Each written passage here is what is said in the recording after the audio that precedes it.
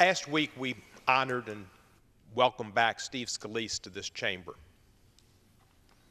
victim of a horrible shooting aimed at him because he was a congressman. Could have been any one of us. Today, the Democrats spoke on the steps of the Capitol about the need for reasonable gun law reform.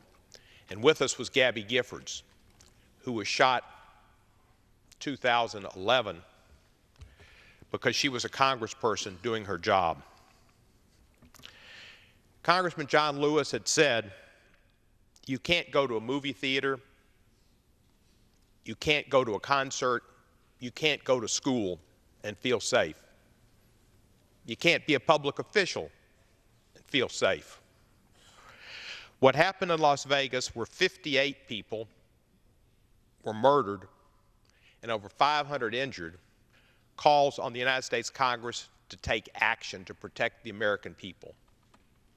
This is the time to act for reasonable, common sense gun reform laws.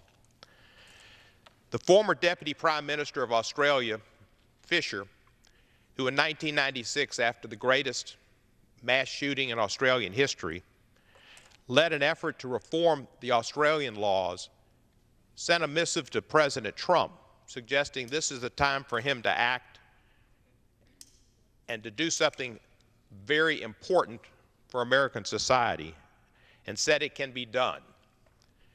In Australia, after that killing, they passed laws that made illegal automatic and semi-automatic weapons. And they had a buyback program that bought back over 600,000 guns. After 1996 and the effort, which was difficult but successful, Australia has not had a killing of over 5 people. Prior to 1996, they had 15 or 16 shootings of that nature. Everyone recognizes Australia's success. We need to do something and not just have continued moments of silence. Yesterday on a bill on this floor about the unborn taking precedence over the rights of women, quite a few Republicans came to the floor and talked about pain to the unborn and loss of their potential for life. But none have talked about the pain of the 500 who were injured and the 58 lives that were lost.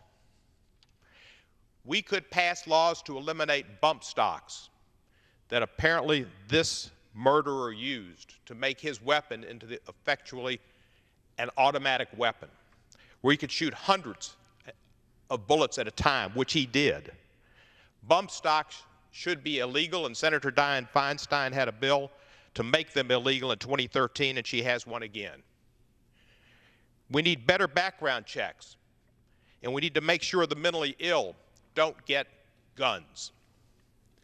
Unfortunately, in this Congress in February, the Congress passed a law that President Trump signed with passion and a flair that eliminated a rule that said that the Social Security Administration would send the names of people who couldn't manage their own financial affairs to a bureau to see to it that they were on a list where they couldn't buy guns. If you can't successfully manage your own financial affairs, should you have a gun? I would submit not, but that bill was passed on a partisan vote and signed by the President, making it easier for people to get guns who the Social Security Administration has found cannot manage their own affairs. The same for the no-fly, no-buy list. If you're considered too much of a security threat to fly on an airplane, you shouldn't be able to buy a gun. The arguments we heard against that were about due process.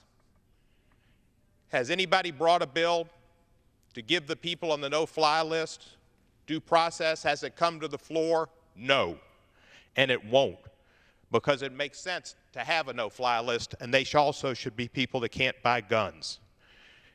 We shouldn't have semi-automatic weapons, certainly automatic weapons, which are illegal, but the bump stocks make regular weapons automatic weapons.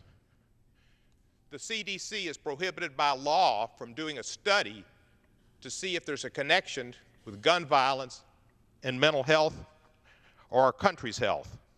That law should be repealed. We shouldn't fear the CDC study. Gentleman's time has expired.